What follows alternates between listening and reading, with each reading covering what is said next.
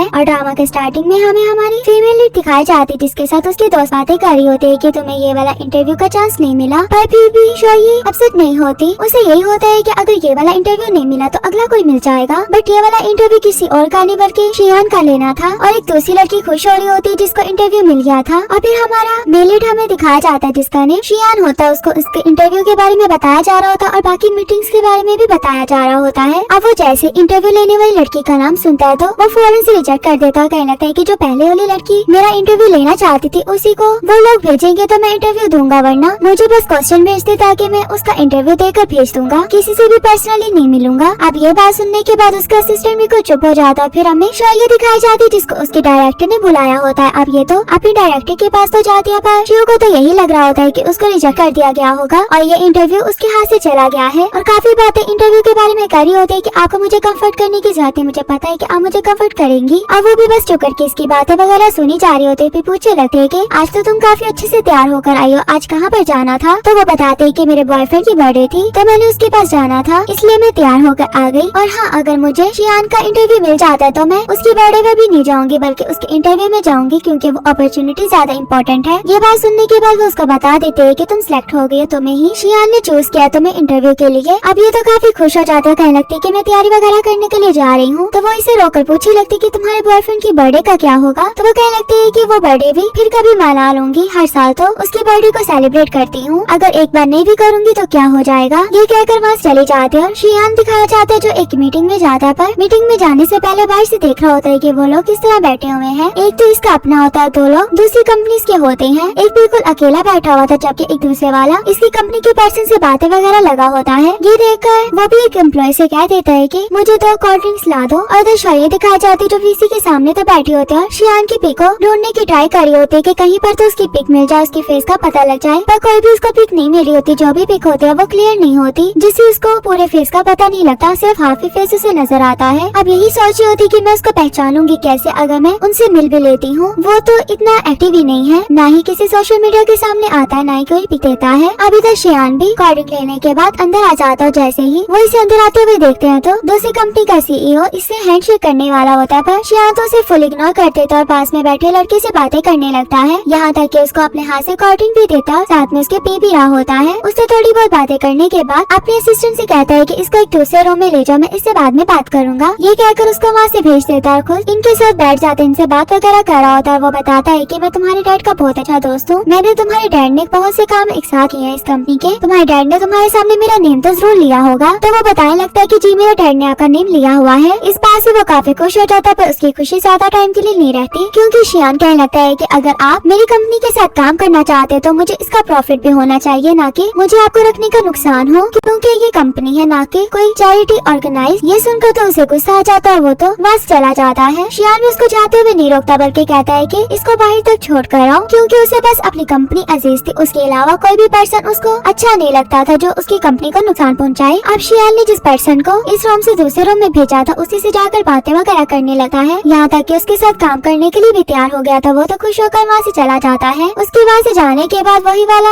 आदमी आ जाता है जो दूसरे सीईओ के साथ बैठा हुआ था। वो आकर उसके बारे में बात करने लगता है, वो कितनी बड़ी कंपनी का मालिक था, अगर वो कुछ भी हमारे बारे में कर देता तो हमें कितना नुकसान होगा। पर शियान कहता है कि मुझे इस चीज से कोई भी फर्क नहीं पड़ता, मुझे जो चीज चाहिए मुझे वही चाहिए, कोई भी मेरी बात को बदल नहीं सकता। ये बातें करने के बाद वो उसको वहाँ से भेज देता है। अब ये शियान के पास से तो चला गया था, पर जाते हुए किसी से कॉल पर बात कर रहा होता है। अब शियान अपने ऑफिस में आकर बैठ जाता। ऑफिस में आने के बाद उसका असिस्टेंट उसे बताता है कि मिस्टर जैंग आपको एक इम्पोर्टेंट पर्सन से मिलवाना चाहते हैं। ये बात सुनते ही वो उसका रिज्यूम देखने लगता है। रिज्यूम से पता लगता है कि जो आने वाला पर्सन उसका नेम यूया है और वो प्रोफेसर भी है। अब ये सब पढ़ने के बाद ये तो मिलने के लिए उससे तैयार हो जाता है क्योंकि वो आज की पार्टी में आने वाला था जो शियान को भी अभी पता लगते, इसलिए वो सारे अपने शेड्यूल वगैरह कैंसिल करने को कहता है जिसमें इंटरव्यू वाला भी होता है। और शोई दिखाए जाते जो वॉशरूम में आने के बाद अपने बॉयफ्रेंड से आकर बात कर रहे होते, उसको सारी बात के बारे में बताते हैं कि मुझे इंटरव्यू आ गया जिसकी वजह से मैं तुम्हारी बर्थडे में नहीं आ पाऊंगी। तो वो कहने लगता है कि ये क्या बात है, साल में एक ही तो बार बर्थडे आती है, तो वो भी मेरे साथ सेलिब्रेट नहीं करोगी। तो वो कहने लगती है कि मैं क्या कर सकती हूँ, अगर मुझे इंटरव्यू ना आता तो मैंने तुम्हारी बर्थडे सेलिब्रेट करने के लिए जरूर आना था, पर सॉरी अब मैं ऐसा नहीं कर सकती। तो वो भी इसकी बात समझ आता है, कहने लगता है कि कोई बात नहीं, इंटरव्यू ज्यादा इंपॉर्टेंट है और ये तुम्हारे लिए बेस्ट अपॉर्चुनिटी है ना। तो शोई उसे दोबारा से सॉरी वगैरह करने लगता है। फिर कॉल कट हो जाती है। इसकी दोस्त भी वॉशरूम से बाहर आकर पूछने लगती है कि तुम्हारे बॉयफ्रेंड ने क्या कहा। तो कहती कि वो मेरी बात समझ गया है। ये बात सुनकर उसकी फ्रेंड कहने लगती कि तुम्हारा बॉयफ्रेंड तो बहुत ही ज्यादा कूल है, वो ज्यादा चिक्कू टाइप नहीं है जो तुम्हें हर जगह से जाने से रोके, बल्कि वो तुम्हारी बात को समझता है। ये बात करने के बाद वॉशरूम से जैसे ही जा रही होते तो उसको शियान के असिस्टेंट की कॉल आ जाती जो उसे बताता है कि आपका इंटरव्यू कैंसिल हो गया है। ये सुनकर वो कहने लगती कि क्या मतलब मेरा इंटरव्यू कैंसिल हो गया है? तो कहता है कि नेक्स्ट वीक में आपको इंटरव्यू लेने के लिए कभी भी बुला लिया जाएगा, पर इस वीक में वो बिल्कुल भी फ्री नहीं है, जिसकी वजह से वो आपको टाइम नहीं दे सकते। पर आगे से शौर्य कहने लगते है कि चाहे मुझे 2 घंटे या 1 घंटा ही दे दो, मैं उसे में इंटरव्यू ले लूंगी, चाहे जितना भी टाइम हो जाए, आज नाइट में ही दे दे। पर वो कहने लगता है कि ऐसा नहीं हो सकता। ये कहकर कॉल कट कर देता है। अब शौर्य भी शियान के प्राइवेट शेड्यूल का पता लगवा लेते हैं कि उसकी पार्टी कहाँ पर हो रही है, और वहीं पर उसी जगह पे पहुँच जाते। वहाँ पहुँचने के बाद उसके असिस्टेंट को कॉल करती है और उसको बताती कि जहाँ पर पार्टी हो रही है मैं वहीं पर आ गई हूँ। वो भी इसको यहाँ पर आए हुए देख लेता है और फिर उसे कहता है कि आप कहीं पर बैठने की जगह ढूंढ ले, ताकि मैं आपको पता करके बता दूंगा कि उनके पास टाइम है या नहीं। अब शौर्य भी इस बात के बाद एक जगह पर जाके खड़े होकर लोगों की बातों को सुनने लगती है जो उसी यू प्रोफेसर के बारे में बात कर रहे होते हैं। उनकी बातों को अच्छे से सुनने के बाद वो जैसे अंदर पार्टी में जाने लगते हैं तो डोर ओपन देखकर ये भी अंदर की तरफ देखने लगते हैं तो वहाँ पार्टी में ये भी होता है, पर ये बिल्कुल भी नोट नहीं करती। और इधर शियान दिखाया जाता है जो अपना तैयार हो रहा होता है तो उसका असिस्टेंट भी उसके पास होता है, सारी बातों के बारे में बता रहा होता है। ये भी बताता है कि आपका फ्रेंड ग्वानजिन बस 10 मिनट में पहुँच जाएगा। उसके फेस को देखते हुए शियान उसे पूछने लगता है कि तुमने और क्या बात करनी है, तो वो भी शौर्य के बारे में उसे बताने लगता है कि वो यहाँ पर भी आगे। मुझे नहीं पता कि उसको आपके प्राइवेट शेड्यूल के बारे में कैसे पता लगा, पर वो चाहती है कि आप उसको इंटरव्यू दे दे। तो शियान कहने लगता है कि मैंने बोला तो था कि मेरे पास टाइम नहीं है, तो क्या तुमने उसको नहीं बताया था? तो वो कहता है कि मैंने उसे बताया था, पर वो फिर भी आगे कि मेरे पास आगे टाइम नहीं होगा इंटरव्यू लेने का, तो प्लीज आज ही मुझे इंटरव्यू दे दे और शायद मुझे आगे मौका भी ना मिले। तो शियान कहने लगता है कि मैं तो नहीं इंटरव्यू दे सकता क्योंकि मेरे पास तो टाइम नहीं है, तो तुम ऐसा करो उसको खाने पीने के लिए कुछ दे दो क्योंकि वो इतनी दूर से यहाँ तक आई होगी, और फिर उसके घर जाने के लिए भी गाड़ी का इंतजाम करो, यहाँ से टैक्सी वगैरह नहीं मिलती। और शौर्य दिखाई जाती है जो बैठकर सभी लोगों को देख रही होती है और उसके पेट में भी दर्द हो रहा होता है, तो जल्दी से मेडिसिन निकाल कर लेने वाली होती है, पर देखते है कि ग्लास में पानी नहीं है। ये देखकर पानी लेने के लिए जाने लगते हैं, पर आगे से यू आ जाता है जो उसको पानी दे रहा होता है। ये उसे पानी तो ले लेती है और यू को रोक कर कहने लगती है कि आप वही प्रोफेसर हो ना? तो वो बताता है कि हाँ, आपको कैसे पता? तो वो बताते है कि मैं भी फाइनेंस के इसीलिए सर्च वगैरह करती रहती हूँ, तो वहीं से मुझे पता लगा आपके बारे में, और जहाँ पर आप प्रोफेसर मैं भी वहीं से पढ़कर आई हूँ। मैं चाहती हूँ कि एक लेक्चर तो मैं आपका भी लूँ। इस बात से यू खुश हो जाता है, कहने लगता है कि क्या सच में तुम वहीं से पढ़कर आई हो? तो वो बताते हैं कि हाँ, मैं इस कंपनी में अब रिपोर्टर का काम करती हूँ। यहाँ तक कि वो एक दूसरे को वही चैट में भी ऐड कर लेते हैं, और ये सब दूर से खड़े होकर शियान भी देखने लगता है क्योंकि अभी तो उसे शौर्य के बारे में नहीं पता होता, और असिस्टेंट बताने लगता है कि वही लड़के जो आपका इंटरव्यू लेना चाहती है। और शियान जैसे ही शौर्य का नाम सुनता है तो उसको एक फ्लैशबैक याद आता है जब वो इसी यूनि में क्या हुआ था और शौर्य को एक अवार्ड मिलता है। ये बस शौर्य का नेम सुनता है, इतने में उसका कॉल आ जाती है, जिसकी कॉल सुनने के लिए ये यहाँ से उठकर चला जाता है। शौर्य का फेस भी नहीं देख पाता और वैसे प्रेजेंट में आ जाता है जहाँ पर इसका फ्रेंड ग्वानजिन भी पहुँच चुका था और वो सभी लोगों से बातें कर रहा होता। बस शियान तो उसके साथ में खड़ा हुआ था और यहाँ यूं शौर्य से बातें वगैरह कर रहा होता है। जैसे ही मुड़कर उनकी तरफ पीछे की तरफ देखता है तो वो लोग भी इसको अपने पास बुला लेते हैं। ये उनको देखकर यहाँ से अक्यूज लेने के बाद वहाँ से चला जाता है। उसके जाने के बाद ये भी अपनी मेडिसिन ले लेते हैं। मेडिसिन लेकर जैसे तो उसी तरफ देखते हैं तो शियान को जाते हुए देखकर उसे देखते कि देखते रह जाते हैं, और जैसे ही उसके पीछे भागते तो आगे से सिक्योरिटी वाले उसे रोक लेते हैं, अंदर नहीं जाने देते क्योंकि वो एक प्राइवेट पार्टी थी। अब अंदर जाने के बाद यू और शियान दोनों साथ में ड्रिंक कर रहे होते हैं और थोड़ी बहुत बातें भी कर रहे होते हैं। ग्वानजिन जो सभी लोगों को यू से मिलवा रहा होता है उसको इंट्रोडक्शन भी करवाता है। अब ये भी सबको थैंक्स कहता है और उनके साथ ड्रिंक करता है। अब ये तीनों साथ में खड़े होकर बातें वगैरह करने लगते हैं और शौर्य दिखाई जाती है जो अपने बॉयफ्रेंड के आने का वेट कर रही होती है। वेट कर ही रही होती तो वहाँ पर एक पर्सन शौर्य को पहचान लेता है, उसको थैंक्स कहने लगता है कि तुमने जो मेरे लिए मैगजीन लिखी तो वो बहुत अच्छी गई थी। यहाँ तक कि उसको लिफ्ट देने का भी बोलता है, पर वो कहने लगती कि मैं अपने बॉयफ्रेंड का वेट कर रही हूँ, वो आता ही होगा। अब वो तो ये सुनकर वहाँ से चला जाता है। अब दूसरी कार वाला उसको बुलाने लगता है कि तुम मेरे साथ आ जाओ, इतनी तेज बारिश हो रही है। अब वो फ्लर्टी सा लड़का था कि उसको भी मना कर देते हैं कि मेरा बॉयफ्रेंड आने वाला है। वो तो उल्टा इसे मजाक करके चला जाता है कि अगर तुम्हारा बॉयफ्रेंड होता तो तुम यहाँ पर उसका वेट न करी होती। इसको तो उसकी इस बात पे काफी ज्यादा गुस्सा आता है, इसका पेट भी साथ में दर्द हो रहा होता है। पर बार बार शिंजाओ को कॉल करी होती कि तुम अभी तक पहुँचे क्यों नहीं, तो कहता कि ट्रैफिक में फंसा हुआ तो पहुँचने वाला हूँ। और शियान दिखाया जाता है जो अपनी कार से आ रहा होता है तो उसका असिस्टेंट शौर्य को खड़े हुए देख लेता और कहने लगता है कि अभी तक यहीं पर है। ये सुनकर शियान कहने लगता है कि मैंने तुम्हें बोला था ना कि उसके लिए कार का बंदोबस्त करवाओ, तुमने क्या नहीं करवाया था? तो वो बताता है कि मैंने कहा था पर उसने बोला कि उसका बॉयफ्रेंड उसको पिक करने के लिए आ जाएगा, तो मैंने इसलिए उसके लिए कार का बंदोबस्त नहीं करवाया। तो शियान कहने लगता है कि चलो ठीक है, अब अपनी कार को साइड में लेकर जाओ। ये जैसे ही जाकर कार साइड में लगाते हैं तो शौर्य को लगता है कि फिर से कोई ना कोई लिफ्ट देने वाला इसको आ गया है, इसलिए वो बोल देती कि मुझे पता है कि बारिश तेज हो रही है और ये भी पता है कि तुम मुझे लिफ्ट का बोलोगे पर मेरा बॉयफ्रेंड मुझे लेने के लिए आ रहा है। ये बात कहने के बाद जैसे ही कार की तरफ देखते हैं तो विंडो नीचे होने पर उसे पता लग जाता है कि ये कोई और नहीं बल्कि शियान था। ये देखने के बाद वो बिल्कुल शॉक हो गई थी कि उसने ये क्या बोल दिया और शियान भी एक सेकंड के लिए भी वहाँ पर नहीं रुकता, वहाँ से चलने को बोलता है। असिस्टेंट शियान को समझाने की ट्राई कर रहा होता है कि वो काफी ज्यादा थक गई होगी ना बारिश में खड़े हो होकर, और देखो कितनी प्यारी भी थी और थोड़ा गुस्सा भी आया होगा इसीलिए उसने ऐसा बोल दिया। अब उसकी बातों को सुनकर शियान कहने लगता है कि अच्छा वो तुम्हें इतनी प्यारी लगती है और उसकी तुम्हें बहुत ज्यादा फिक्र हो रही है ना, तो एक काम करो तुम असिस्टेंट का काम छोड़कर गॉसिप वाला काम स्टार्ट कर दो। ये सुनकर वो कहने लगता है कि नहीं मेरा ऐसा कोई मतलब नहीं था। अब इनकी ये बातें चली रही होती है तो असिस्टेंट देखता है कि शोई को उसका बॉयफ्रेंड सच में लेने के लिए आ जाता है। ये बात वो शियान को भी बताता है कि वो ठीक बोल रही थी, उसका बॉयफ्रेंड सच में है, इतनी प्यारी लड़की का भी बॉयफ्रेंड हो सकता है, मुझे नहीं पता था। शोई जो जाओ के साथ बैठ कर जा रही होती है उससे पूछने लगती है कि तुम्हारी बर्थडे कैसी रही, तो वो कहता है कि मेरी गर्लफ्रेंड नहीं थी तो मेरी बर्थडे कैसी गुजर सकती है। तो ये उससे पूछने लगती है कि तुम्हारे साथ बर्थडे पर कौन था, तो कहता है कि गेस करो कौन हो सकता है, तो उसके फ्रेंड का नेम लेती है। पर कहने लगती है कि वो काफी अच्छी परफ्यूम लगाता है, उससे जरा पूछ कर आना कि वो कौन सी वाली परफ्यूम लगाता है ताकि वो परफ्यूम तुम भी यूज करो, तुम पर भी सूट करेगी। अब जाओ के फेस एक्सप्रेशन से ऐसा लग रहा होता है कि ये कोई ना कोई बात छुपा रहा है, बट फिर भी शोई का घर आ जाता है तो वो अपने घर के लिए उतरने से पहले इसकी चीख पर किस करके वहाँ से चली जाती है और जैसे घर के अंदर जाती है तो जाओ कॉल अटेंड करता है जो उसको बार बार आ रही होती है और शोई के होते हुए कॉल अटेंड कर रहा था। अब जैसे ही कॉल अटेंड करता है तो कॉल वाला पर्सन कोई शॉकिंग न्यूज बताता है जिसे सुनकर ये शॉक हो गया था और शोई भी घर पर पहुँचने के बाद अपने भाई को ढूंढ रही होती जो उसे कहीं पर भी मिल रहा होता, तो वो सोचती है कि जाओ की कार में रह गया होगा। ये सोचकर वो अपनी लोकेशन को देखते तो पता लगता है कि जाओ तो हॉस्पिटल की तरफ जा रहा है। ये सोचने लगते हैं कि वो हॉस्पिटल में क्या करने के लिए गया होगा, क्या वो बीमार है, इसलिए हॉस्पिटल में उसको देखने के लिए जाते हैं। पर आगे से तो कुछ और ही देख लेते हैं कि जाओ एक लड़की के साथ हॉस्पिटल से बाहर आ रहा है। ये देखने के बाद शोई सोचती है कि ये लड़की इसकी फ्रेंड होगी, ऐसे मुझे कुछ और नहीं सोचना चाहिए। पर अभी ये बात सोच ही रही होती है तो वो लड़की इसको हक कर लेती, यहाँ तक कि चीख पर किस भी करती है। देखकर इसका अम्ब्रेला इसके हाथ से गिर जाता है और वापसी टैक्सी पर जा रही होती है पर रोते हुए जा रही होती है। और यहीं पर हमारा ये पार्ट भी एंड हो जाता है। अगर आप लोग इसका पार्ट 2 देखना चाहते हो तो वीडियो को ज्यादा से ज्यादा लाइक करना ताकि मैं आप लोगों के लिए इसका पार्ट 2 लेकर आऊँ। Okay bye bye.